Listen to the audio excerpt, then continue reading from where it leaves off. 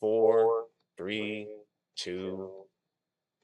Hello and welcome to the Digital Freethought Radio Hour on WOZO Radio, 103.9 LPFM here in Knoxville, Tennessee. I'm Daughter 5, or Larry Rhodes, and we're recording this on Sunday morning, July 2nd, 2023. As usual, we have our co-host, Wombat, on the line with us. Hello, Wombat. It's raining, it's pouring. Yeah, it's continually doing that these days. Yeah. And guests, we have Dread Pirate Higgs, welcome. John Richards and Boudreaux, welcome. Digital Freethought Radio Hour is a talk radio show about atheism, free thought, rational thought, humanism, Satanism, Pastafarianism, and the sciences. And also we will be talking about religions, religious faith, gods, holy books, and superstition.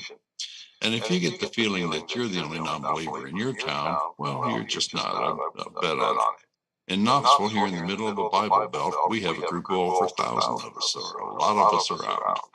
We're the Atheist Society of Knoxville, or ASK, and we'll tell you more about them after the mid-show break. So be sure to stick around. Wombat, what's our topic today? God's raising cats, and we need to stop them because we love cats on this show. But before we get into that, I'd love to touch into some logical fallacies. And before we get into that, I'd love to have a fellowship of our noodly patronages, supported and led by our own Dread Pirate Higgs. I could do that. A short one. Ramen, oh flying spaghetti monster, grant us the wisdom to resist dogmatism, the courage to question, and the compassion to embrace all those who seek truth. May we ever use our noodly appendages to reach out in friendship and understanding. Ramen. Love it.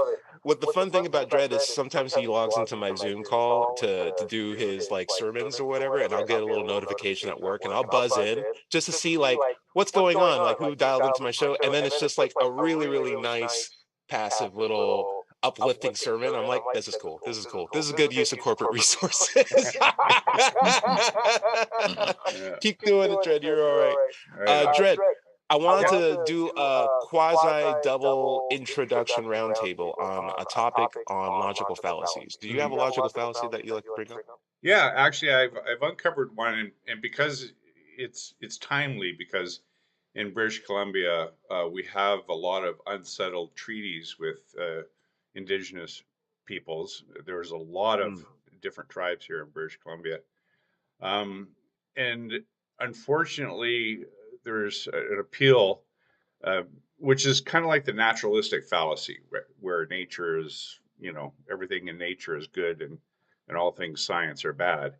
But it's called the Indigenous fallacy, and it refers, and I'll just read this out, it refers to a logical fallacy that occurs when a line or an argument or line of reasoning relies on essentializing, generalizing, or stereotyping Indigenous peoples or cultures.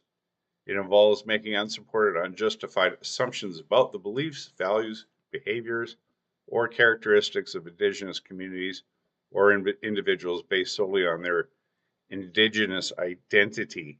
And where it can be employed is it can manifest in various ways, such as appealing to the inherent wisdom or spiritual connected associated with Indigenous cultures without providing substantive evidence or logical reasoning to support the argument. It can also involve dismissing opposing views or valid criticism by asserting that they come from a non-Indigenous perspective and are therefore inherently flawed or illegitimate.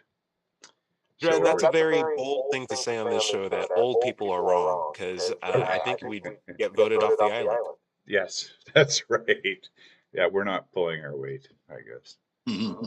In a nutshell, that sounds basically like people want to rely on old traditions to do stuff that we already know science has better solutions for. Is that unnecessarily curt or accurate? What do you think?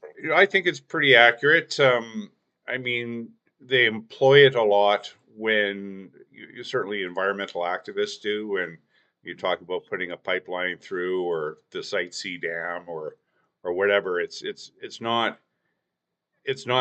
a sound argument often. It's not based on science or the study of ecology or the impact on the environment. It's just saying this is our traditional hunting ground and blah blah blah, and it just devolves into, well, this is the way we look at it, and everybody else is wrong. Let's get some other ideas. Larry, you made a weird face when Dredd said everything in nature is good and science is bad, as far as describing a viewpoint of those who would use the natural or indigenous fallacy. I wanted to see what you were thinking when you heard this. It just kind of struck me as weird because science is at its base of the study of nature. I mean, we're using the tools that we develop through using our intellect to study what makes the world, what makes the universe, what makes things that we find in nature. And the great thing is, everything that we use to study that comes from nature. There's nothing supernatural about the tools of science. So truly, science is just nature looking at itself. Thinking about itself. Yeah. Right. There's nothing wrong with that. What do you think, John? Well, where this goes wrong is when the manufacturers of products propose that they're natural in the expectation that also means good. But of course, Kind of natural. Exactly. Yeah. And what is it? The worst bacteriological poison ever. That one thimbleful could kill. Botulism. Botulinus toxin. A thimbleful could kill the entire population of the planet, if distributed fairly. So what you can't do is equate natural with good. No. Boudreaux, I got a question for you. What if your kid said, I don't want to take a shower, my body odor is natural, and I want to keep it. I want to stay natural. And they're using that fallacy. What do you think? Is that cool? Does that fly in your house? I would say, are you spying on me through Alexa or something? Because the kid just said.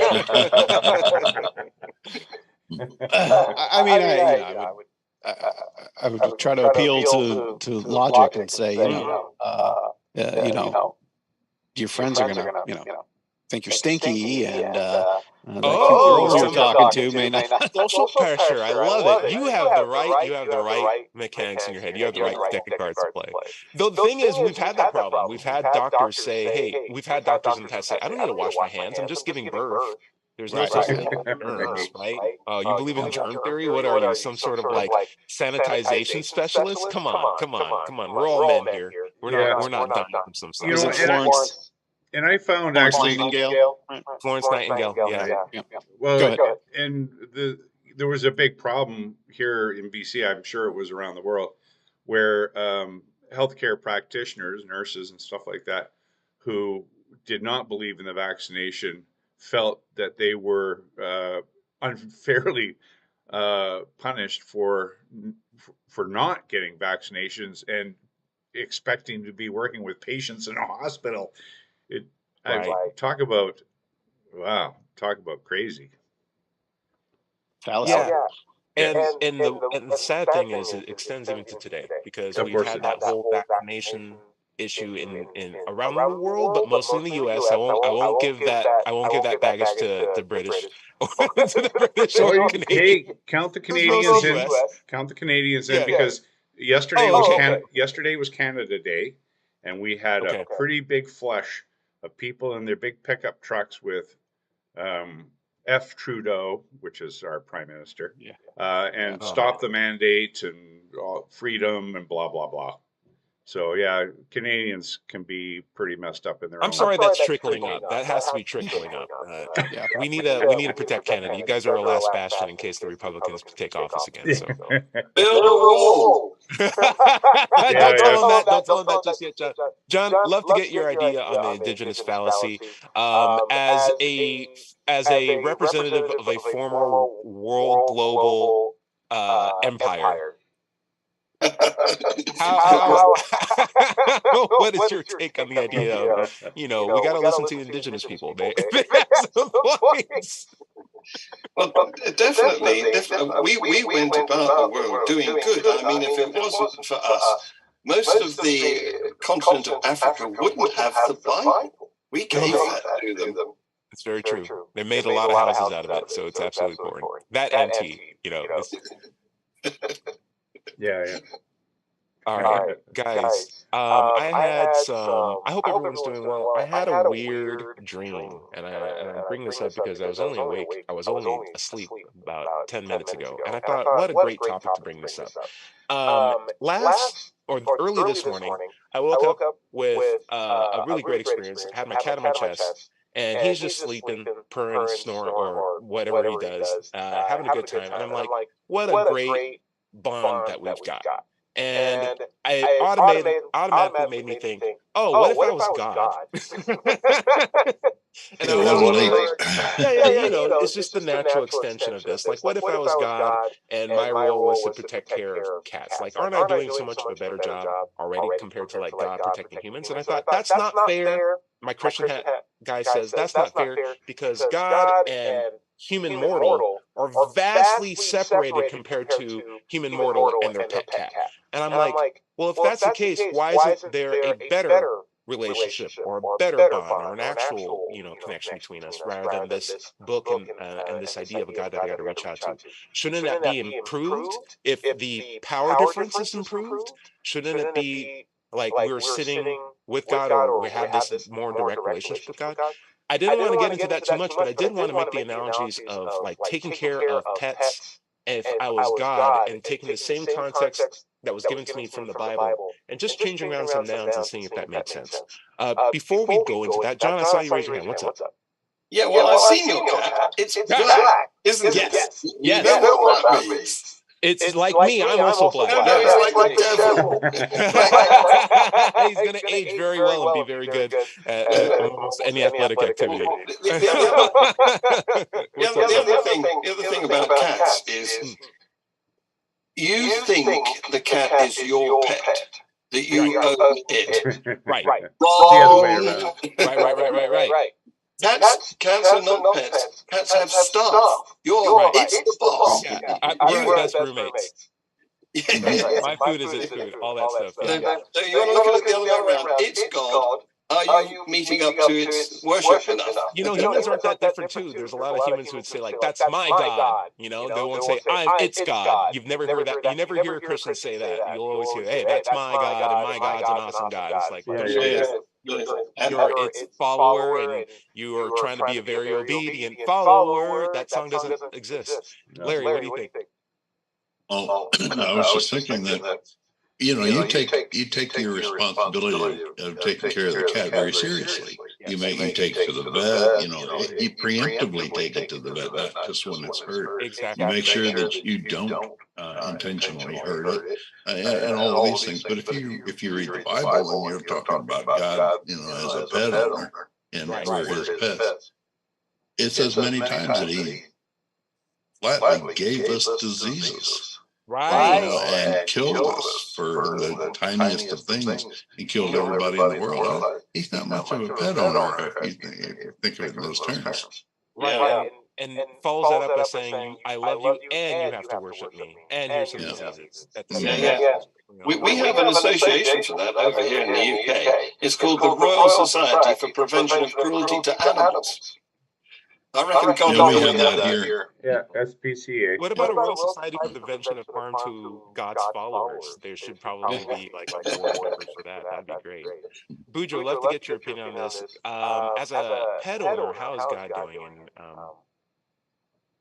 And you have dogs, I know that for a fact. Yeah. I have a dog and have had many dogs over the years. But if looking at it through the lens of we're God's pets, how's He doing with us? Yeah. I mean, bone cancer in children. I mean, right? Like, and he, unlike us with our pets, I mean, He can prevent those things at the snap of a finger, right? Or at least we're told. That makes me think of I think it's a Hitch quote, impotent or evil. God's either unable to prevent, disease like that or doesn't care. Yeah. So, pretty lousy. Almost like He's not there at all. Yeah, it would. You could. You. That's exactly how it would work if he didn't Now, exist. now hold on. What if that's intentional? I'm putting on my Christian hat. What if that's intentional? And he left us to our own then he's devices. much worse than a cat owner. He gave us an entire universe. He gave us the seeds in the ground. Like he gave us the air to breathe. He gave us lungs to breathe the air. Like you're not looking at the bigger picture.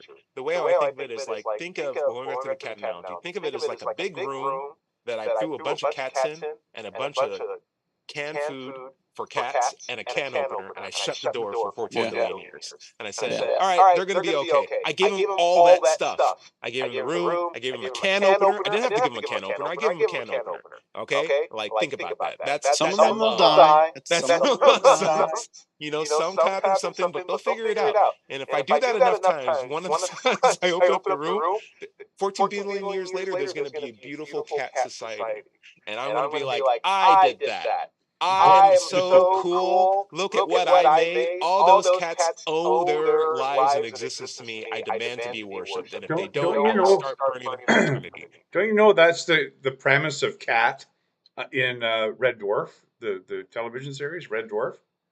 Yes. That Lister, put the cat, and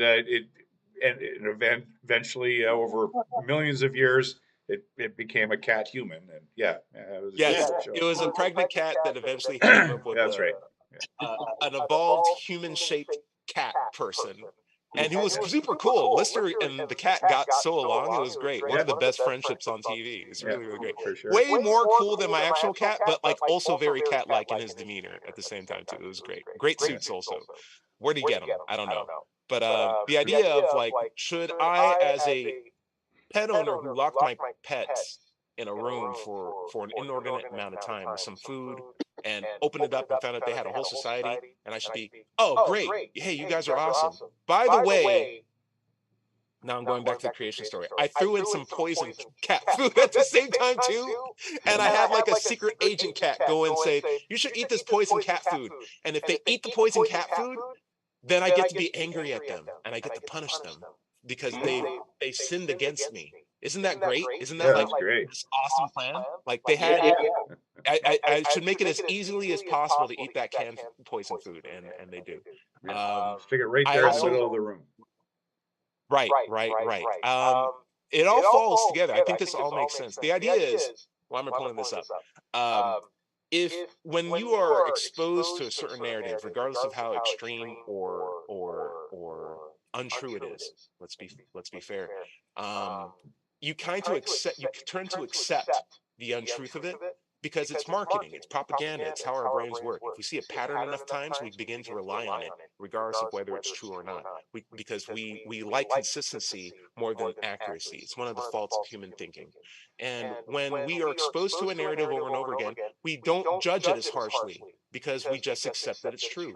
But when you take that narrative and you just put it in a different framing, if you say, hey, God taking care of cats in a room versus God taking care of humans in a Eden, right? And there's a poison apple versus a poison canned food.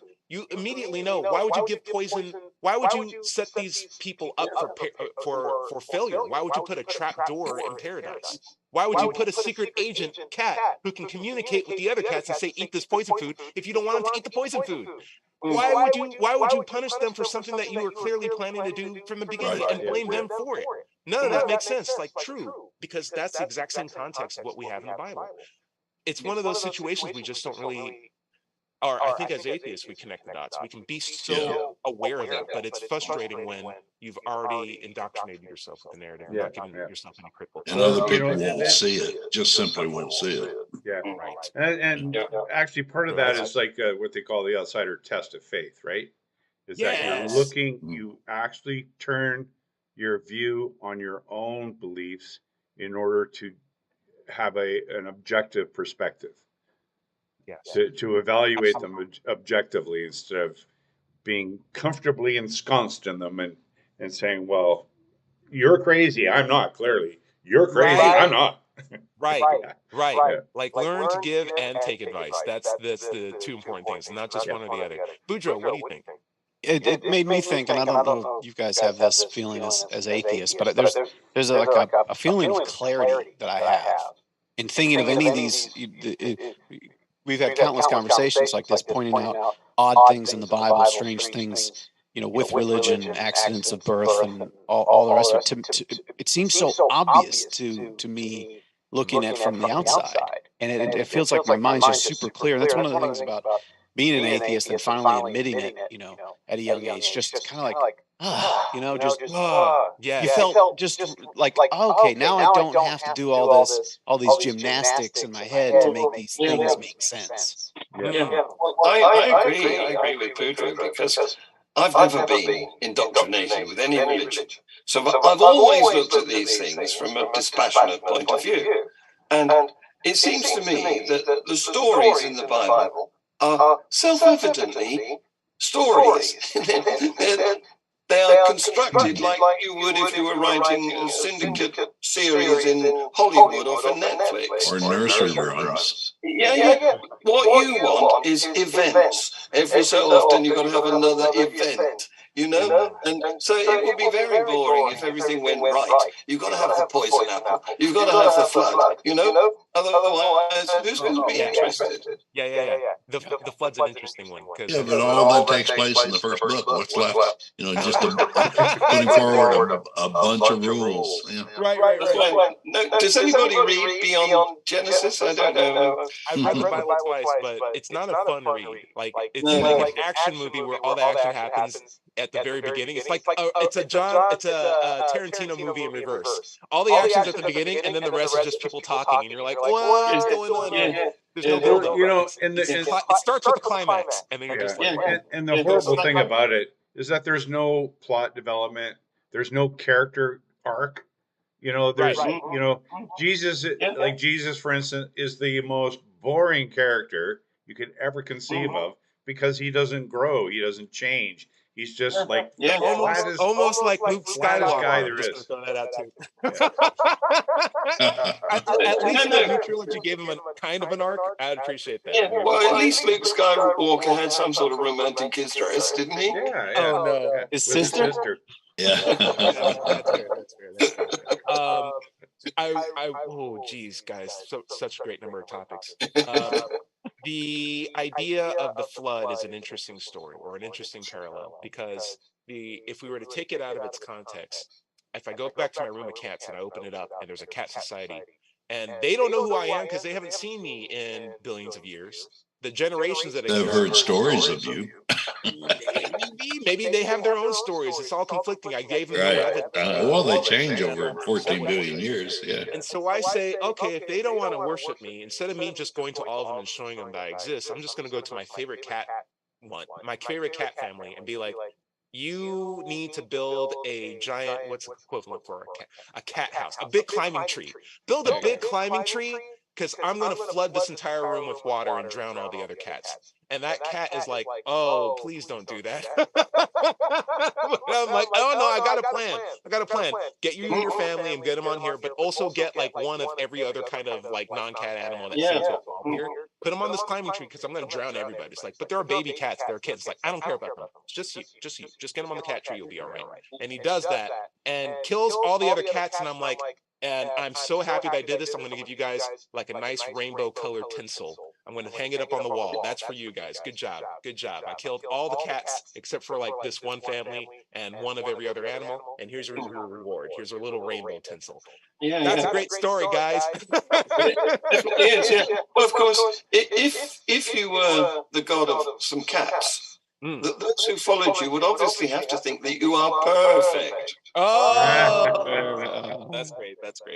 And think of all the genetic problems you're going to have because of repopulating the entire world with incest in one family. And then I'm going to make incest illegal afterwards. I put a little thing that says incest is okay for a period of time, and then I'll make it illegal again. So and don't eat pork. That's my pork. It's my food. Just the weirdest thing about this is I've had a friend of mine who was a fellow atheist who I at the time did not know he was an atheist, and at the time I was a Christian. And Bujo, you were asking, this feels so obvious, and in my mind Christianity felt so obvious when I was a Christian. Sure. And it was so obvious to the point where I just said anyone who didn't understand was just corrupted or was misled, and that's why they have all these, confusions or seemingly happy freedom. They're not living the trial that I'm living through, because God's given me a test, and the apprehensions that I feel, the loops that I have to jump through, that's God's test. It's an affirmation that he does exist. Like, all that pressure I put on myself is proof that God has his finger on my shoulder and is watching me every day. But when I had my atheist friend at school, this was like in middle school, his name was Joel, and I brought this up a long time ago. Someone asked him, "Hey, what's your religion?" And he's like, "I don't have one." And they're like, "Why don't you have one?" He's just like, "I'm just doing my own thing." And in my head, I was shocked, because I never knew what other atheists looked like. That was the first one I met. And it stuck with me. I didn't think at the time, oh, he's right. I didn't think, oh, what a cool guy. I just thought that was an option.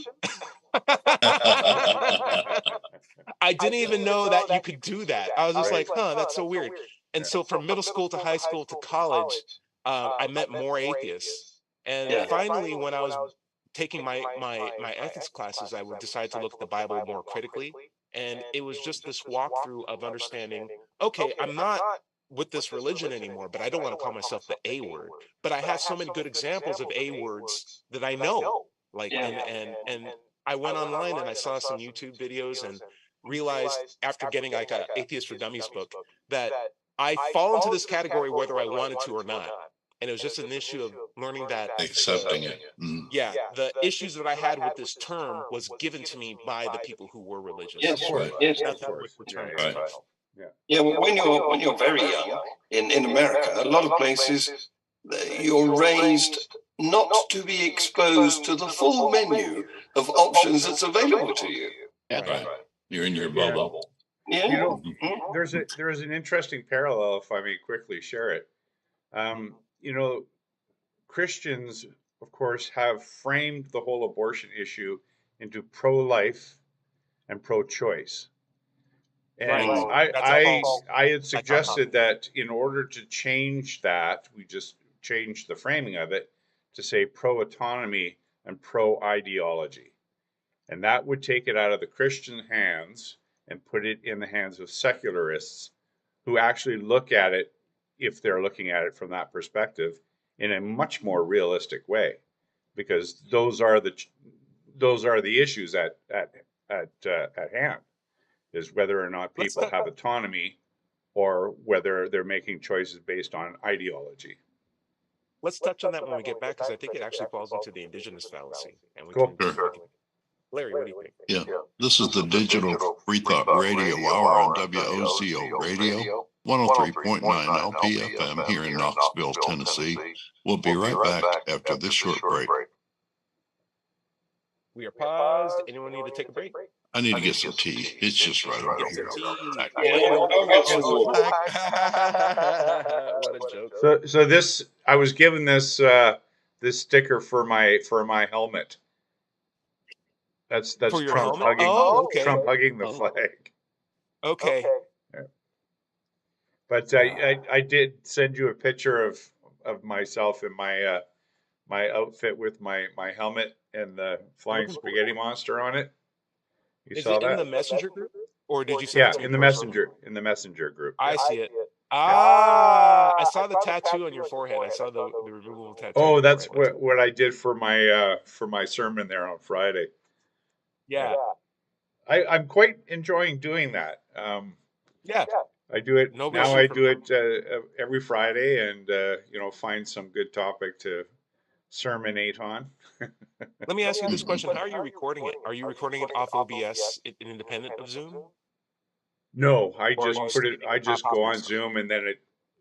Yeah, I mean, if I were in my studio, I'd be more mindful of the production values. But like right now, I'm sitting in a hotel room, or I'm in Okay, great. or in camp, so it's not very high quality. I just do what I can. But All right, I'm ready to jump back in. How about everybody else? Yeah. All right. Can I bring up the subject of cats who mustn't eat pork? Sure. let's go back to the recap, and then we can do the comments that we got from last week's show. Let me just pull them up. Boom, boom, boom, boom, boom. There it is. Wow, very nice comment. It touches on narcissism, and then we can go into cats and bacon, and then finish out with false dichotomies and the idea of using indigenous fallacies sometimes to even support governance, right? Okay. 5, 4, 3, 2. Hello, and welcome back to the second half of the Digital Freethought Radio Hour. I'm Dowder 5, and we're on WOZO Radio, 103.9 LPFM here in Knoxville, Tennessee. Let's just take a moment to talk about the Atheist Society of Knoxville, or ASK. They were founded in 2002. We're in our 21st year now and have over 1,000 members. We have weekly in-person meetings every Tuesday evening at Knoxville's Old City at the Barley's Tap Room and Pizzeria. Look for us inside at the high-top tables, or if it's pretty weather, outside on the deck. You can find us online on Facebook, meetup.com, or just go to our website at knoxvilleatheist.org. You can just Google Knoxville Atheist, just that simple. By the way, if you don't live in Knoxville, you should still go to Meetup and do a search for an atheist group in your town. Don't find one? Start one. Right. Wombat, where you want to pick up? I want to touch on a really great comment that was sent to us last week by Young Idealist on YouTube. If you have more comments, feel free to leave them on our channels. Young Idealist says, "Hey guys, love listening to the show. Critical thinking really needs to be taught and learned well in this world. Something I want to run across you that I've been taking a deep dive into is the psychology of narcissism. Narcissism is a psychological phenomenon that is common among all people. It often contributes to dysfunction and misbehavior, and it extremely benefits a lot of people who have an extreme amount of narcissism in their behavior. Among the traits that characterize it is self-entitlement. With studies that have been shown, people who are narcissistic tend to get paid more than those who aren't, and this seems to be pretty powerful in many people. You could see the reason at the same time that people are not being paid what they deserve because of a lack of self-entitlement. I bring this topic up not to suggest in any way how people should be in their personalities, but to look at a lot of the world's problems, especially religion, which is full of self-entitled spiritual leaders who think they have the authority to speak for a tri-omni being. If you think about the charisma and guilt and the overall head trickery that goes into religious propaganda, you should know a thing or two about narcissism. The overlap becomes pretty clear. And I definitely think there's a lot of chutzpah in a person that thinks they can speak for God, right? It goes back to my analogy of like a cat being like, I speak for that human. Give him that door. Allow me to express myself. Meow, meow, meow, meow, meow. It's like, I don't know if this guy is translating me accurately or not, but I don't think this cat speaks for me. What do you think, Larry? I just think about the chutzpah of the average believer who thinks they're the close personal friend of the creator of the universe, who can talk to them and they will grant requests for them. Right. Yeah, they've got an in in on their behalf. They've got an in. Yeah. No. Well, they can only say that because nobody can effectively contradict them. You can't make such silly statements about evidential things, can you? It's only when there's no evidence that you can have beliefs, that you can fabricate anything. I mean, having a loving and loyal relationship to Mr. Gravity would be crazy. Right. But yeah, they're non-falsifiable claims. Boudreaux, I think you said this, that which is proposed without evidence can be dismissed without evidence. Yeah. It was a Hitch quote again. That which can be asserted without evidence can be dismissed without evidence. Hitchens razor. And it's not for us to find evidence to counter the claim that someone speaks for God. It's for someone who brings that proposal up, because that should be the burden of proof, isn't it? Yeah, definitely. John Richard, you wanted to make a pun. Go for it. Well, you brought it back in, didn't you, by talking about these cats? What did you just say? You're their god. Followers. Yes. You're their god, and you wanted to treat them properly or something like that. But as biblically accurate as possible, yes. Yes. So I want to point out that cats are predators, and if you are forbidding them from eating pork, I'm wondering, does that include guinea pig?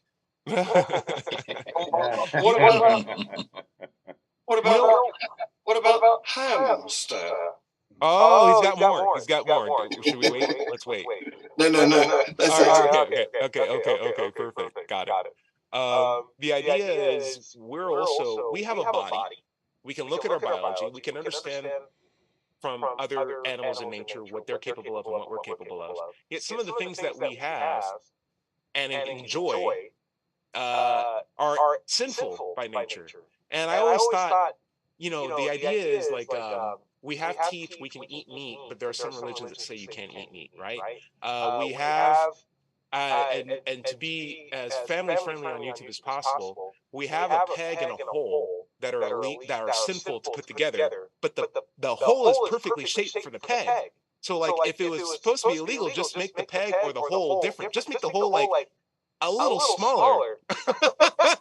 You would have solved that problem. Make it oval. Or like put a loop behind it or something, right? Yeah, make it oval. Make it teeth. We already have a whole thing, holes with teeth. Like we have holes that absorb light. Like after all, you can't put petrol in a diesel car. So true. It won't fit. We're not supposed to look at women's hair, or in some religions, why then do women have hair? Like, there's just a lot of questions that I have where you could have made things so much more easier. And my hang up originally is just, why do we have two nipples? Why do men have two nipples? We didn't need one. He gave us an extra one. Right. I've lived my entire life. I've not had a use for them since. I just don't get it. But we have a lot of unnecessary parts, some of which are very simple. Two superfluous nipples.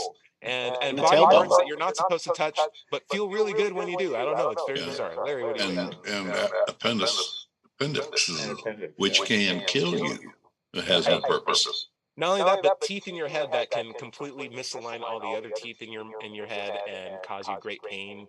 There's a lot of weird things going on. But I did want to touch on what Dredd brought up in the first half. Dredd, you brought up the indigenous fallacy, the pro-choice, pro-life. Oh, okay. Pro-choice, pro-life, brought to us by narcissistic argumentation. And the reason why I say that is because it's a dishonest argument. It's a false dichotomy to say pro-choice or pro-life, because you're bringing up two completely unrelated things and putting a one for and against the other. When pro-choice or not pro-choice should be a true dichotomy, or pro-life or not pro-life. That's a true dichotomy, right? That is, there's no middle ground there. But when you present pro-choice or pro-life, there's a middle ground there that's actually fairly reasonable, that we are choosing to ignore by virtue of how virtual or volatile the argument has become over time. Yeah. And I think those who are in the religious respect prefer to exclude that middle ground because it makes their marketing more palatable. And that's why it's been framed. And that's why it's been framed the way it is. If it were framed by secularists, it would be pro-autonomy or pro-ideology, because that really is what it's about. It's not that other choice, which makes it all, pro-choice. Well, you're choosing to kill somebody or murder somebody. That's, and that's, and that framing has stuck as long as it has, is the biggest detriment to anybody that is in favor of Roe versus Wade, for instance. They're fighting the battle using Christian terminology, and that's where the issue really lies. They need to change and reframe the argument in order to make it much more secular friendly. John, in my opinion. I think this is an argument about terminology, but I think the terminology that's being used incorrectly is the word baby. Because they like to say that they're saving babies from the moment of conception. They're not babies.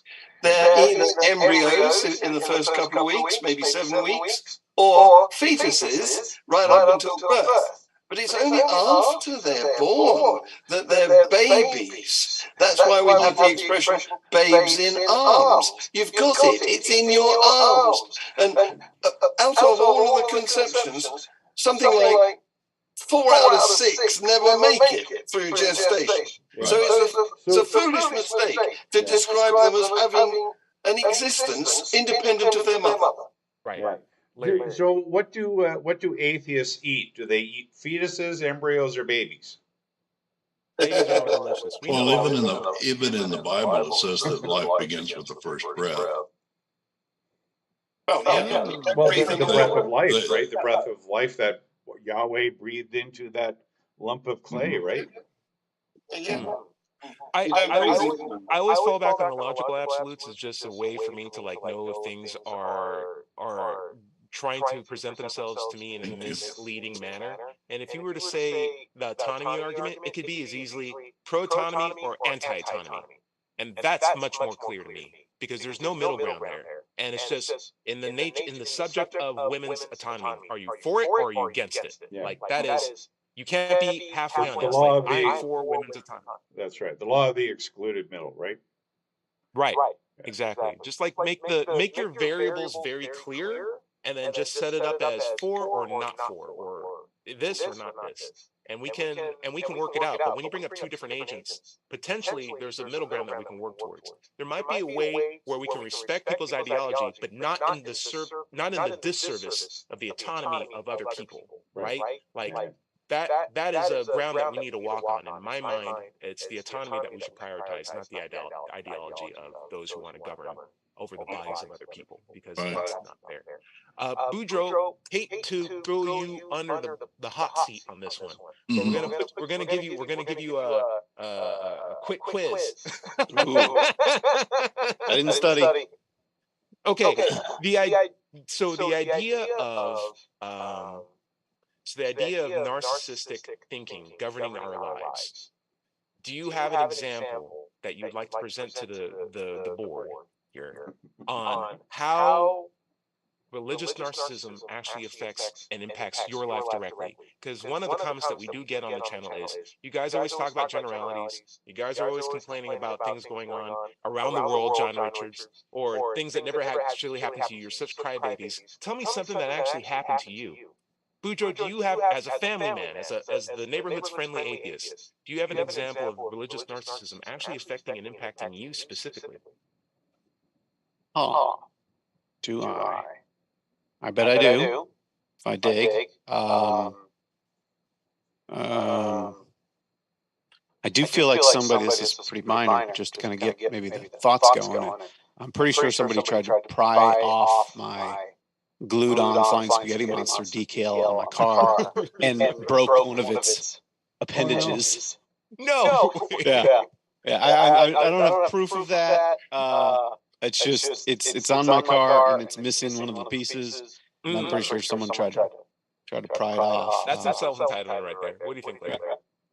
Well, laws affect us daily in the smallest details, and these religious right people and their hubris are casting laws to make everybody Which live to one, the. you, Larry? Which one, you? I see you playing video games and riding your motorcycle and doing whatever you want all day. Tell me how big government, big religion is on you. Well, let's talk about abortion then. I mean, it's not really affecting me. I don't have babies, and I'm not at the stage of life where I might, but I have female relatives who the religious right are taking away their bodily autonomy. That affects me. Okay. Yeah, maybe I'll just piggyback on that and say my example would be I feel like my daughter has fewer rights than my wife had, at this point. So. Oh, very good point. I was just reminded of the story that you brought up with the coach who came up to your daughter and was like, "What's your situation?" and religiously, and the daughter's just like, "I'm an atheist. What's your problem?" Coach is like, "We need to talk about this." Like, no, we don't. Hey, to be fair, maybe to kind of full circle on it, you remember I mentioned, and we should get to Dredd, I know he's being patient. I'd mentioned we were worried that she was going to be adversely affected by it, by starting, playtime and all that. But she successfully made the top team for the next season. So Nice. I feel like there's no issues with that. Deal with it. So now the coach has to deal with the fact that he can't thank God for every win because he's got atheists on this team scoring goals for him, making passes. That'll break him down eventually. Dread, what do you think? So, well, as you know, I have been dealing with the ongoing issue of trying to be photographed in my official ID wearing my tricorn, my symbol of my religious affiliation with Pastafarians, and of course have been stonewalled for. This is coming up on 7 years now. 7 years I've been doing this. The most recent defeat was in filing a complaint with the BC Ombudsperson, the office, which is subsidized by the government and taxpayers, where they said they found no administrative errors in the application of these policies. And it was so glaringly obvious that the person who had been assigned to do the pre-investigation to see whether or not they were going to even investigate it, had come to a conclusion based on the content of my faith, and had decided, well, I'm just looking for the facts that will support my conclusion that this is not worth investigating. And so I complained, and that person has been reassigned. Nice. And yes, but this is all under the cover. This is all under the cover. So there's a new guy on it, and I wrote a lengthy piece, and then I consulted ChatGPT, and I said, compose a sound legal argument to support my wearing my holy headdress in my photograph, and it did it, and it was amazing. Yeah, it's great. Don't be surprised. So anyway, I included those as attachments in my response, and I'm waiting to hear back from this fella. But I've also consulted I've also CC'd my minister of one of the ministers of the Legislative Assembly for my region, and I know this fella personally, a good guy. So he said, because I told him I had something to talk to him about, and he says, well, yeah, write me. So I sent him the whole package. So, and I'm now at the point of hiring a lawyer. I've got a very good lawyer. She's on the TV all the time for other cases. Like, she's the hottest lawyer in Vancouver right now, and she's my lawyer. Keep it. Yeah. Keep it up. Keep it up. Keep it up. Yeah. I want to throw out John Richards. You're a lifelong atheist, former president of the Atheist Society of basically the world, leader of chaos. So clearly religion has never affected you particularly, so personally. So yeah, you're completely untouched. Well, what's your problem? Well, it isn't my problem. It's how I observe. I'm like the visitor to the zoo, and I don't like to see the animals being abused. Oh, you saw my cat house. Oh, yeah. I love it. Yeah. I always say it's like a zoo for me, for people who have been zoo animals and like realize they can get out of their cage. It's like an episode of The Twilight Zone where you are mystified that you are at a place where you used to be, and you can see people happy there, knowing that they might be happier out. You may not know that, but you do know that whatever confines that they put themselves are of their own design, and you desperately want them to free themselves, but they are ultimately either blinded or in a position where they can't, due to like the stability of their current lifestyle, or want to but lack the tools needed to get out. And you want to be able to help as many people. It's like a deeply empathetic position to put yourself into when you see your friends and loved ones in there. And if I were to say anything that affects me personally, the how religious narcissism has affected me, it's Black culture is steeped in religious tradition. And when you are a Black atheist in the US, the number of outlets that you have to go to dramatically decrease. And that goes from older family members who don't have a way to contextualize your problem in a secular fashion, or leaders in your community who often may be religious and will love to recommend you to their pastor, or even like just the lack of secular representation in Black communities is largely non, at least for when I was growing up, non-existent. I had to work really hard to get in touch with like Mandisa Thomas, from who runs Black Non-Believers, and met her a couple of times, made some in groups with groups on Facebook, but it's a sparse group to find people who think like you, who also look like you. And I can't tell you how important it is to have something like that, just for you to feel even less paranoid when you step out of your religious circles. It's nice to have a community there that understands the nature of looking like how you do and also not believing at the same time too, because there's a lot of assumptions that come with that. Yeah, really good person. Not only have I never been tainted by religion and not look at it as if I'm a zoo visitor, but also, if religion ever does die out, there's nothing for me to gain. I mean, what would I report on in Global Atheist Views? Where do all my subscribers go? Where do all my patrons go? What would we talk about in Views on the News, eh? I'm out of a job. Oh, yeah, I think Sam Harris would be like, oh, who can I sell my boring audiobooks to? Oh my God, this is really terrible. Exactly. Why do you think he's boring? He has a very I don't either. Dread. Yeah, I was just gonna, we're talking about this religious narcissism. So when I went to the Human Rights Tribunal, their response to me was, this is a quote, "You are a Pastafarian, a member of the Church of the Flying Spaghetti Monster, which mocks religious beliefs and certain religious practices," unquote. So I put back at this. I said, that is like saying, you are a priest and a member of the Catholic Church, which practices pedophilia and buries Indigenous children in unmarked graves.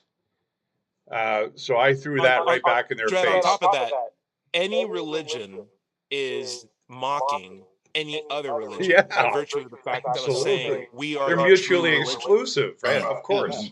Right? Of course. There's very few religions that say our God's true, and by the way, everyone else's God is also true. I would be hard pressed to think of anything like that. Yeah. So it's a non-argument. Imagine religions hijacking other religions. Right. The practices and stuff like that happens. Yeah, well, think about the Easter Bunny, right? Yeah, think about the Easter Bunny. You don't even have to bring up pedophilia and like unmarked graves. You could just be like, yeah, but like, Christianity is the practice of telling everyone else's God I wanted to that slap they're them not in the real, face with that it. your one God is. It's monotheism at the end of the day. Yeah. Yep. Have you not gotten that memo? The context is so bizarre. And the fact that someone can write that and think they're making a valid point just shows how locked into a certain narrative you can be without that context. how divorced from reality. Right. If I said I have a room full of cats and I'm not necessarily abusing them, and someone said you are, because I have a room full of dogs and I drowned them all last night and everything was great. And I'm like, you're doing the exact same thing I'm doing. How are you? Yeah. How are we at this? How did we get here? How did we get here? Just a lack of context. We need to have the context. And we need to have God be a better cat owner. We need to have him involved if he's going to be involved at all. And if not, get out, because we are clearly taking care of ourselves. Final thoughts, Dread Pirate Higgs.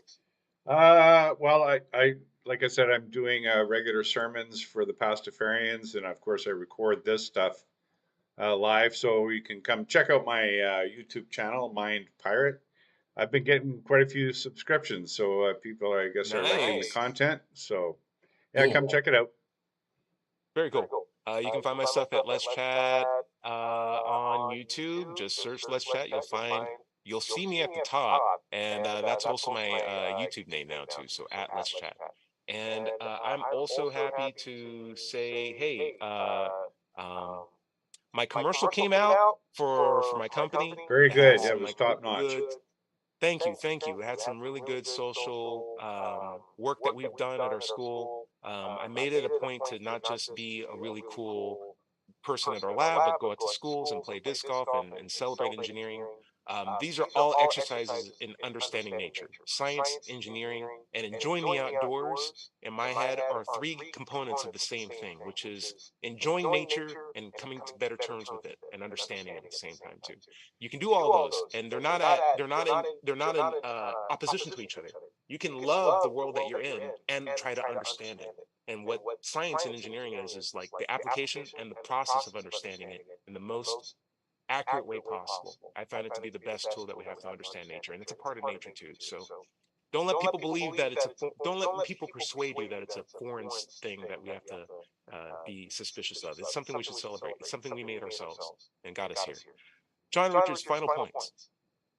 Well, I just want to advertise that you can see some of our latest stuff on Atheism UK channel. That's Atheism UK channel on YouTube, where we're now posting the videos of the Changing Minds in Changing Times event that we staged about a month ago in London. Very good it was. It's so good, in fact, that we're doing another one in Birmingham. Ooh. In September, featuring Lawrence Krauss again. He's flying up. I love that he's Very down cool. in Alabama to do that. That's so good. That's so great. I listen to his Origins podcast all the time. He's a good man. Yeah. Boudreaux, I've met him. final word. Oh, go ahead. I've met Lawrence Krauss. Also, I wanted to add, did you write the script for the commercial you did? So that was a guy talking to me, and it was excerpts from an interview that we were just giving off the top of our heads. Yeah. Okay. So no fixed script. Okay. That's just, it was well done. Oh, thank you. If you listen to it, you can hear, when I hear that commercial, all I hear are the cuts from the different questions that he taped together. So like very good editing on their job to take my rambling and make it seem coherent. But that was great. Nice. I don't have anything to check out, but I will say we went to Holiday World yesterday, which is a theme park, a water park, and we rode a bunch of coasters, and it was a lot of fun. And yeah. Boudreaux, no spoilers, but I think if you hadn't seen the latest Spider-Man movie, you should go see the latest Spider-Man movie. All right. Catch yourself up. It's a really good family experience. Like you would get meaningful, high-level thoughts of like, Nice. it'll keep you entertained as an adult, and it'll keep the kids entertained as like the kids. It's a really good movie. It's in the plan. I Indiana gotta see Jones, Indiana by the way, Jones. I saw Indiana Jones yesterday. Not that great. I know. We knew it. I'm gonna watch it, and I'm gonna love every minute of it. You only get one. Shame on me once. Shame on me if twice or something like that. Indeed. You fooled me once already. I'm not going back. Yeah. Larry Rhodes, we're at the end of the show. It looks like atheism is over. Anything you want to say before we open up? Well, you can find my content at digitalfreethought.com. There's lots of atheist topics there. Be sure to click on the blog button for radio show archives, atheist songs, and many articles on the subject. My YouTube channel is at Doubter5, and you can find my book, Atheism, What's It All About, on Amazon. Remember, everybody is going to somebody else's hell. The time to worry about it is when they prove that heavens and hells and souls are real. Until then, don't sweat it. Enjoy your life, and we'll see you next Wednesday night at 7 o'clock here on WOZO Radio. Say bye, everybody.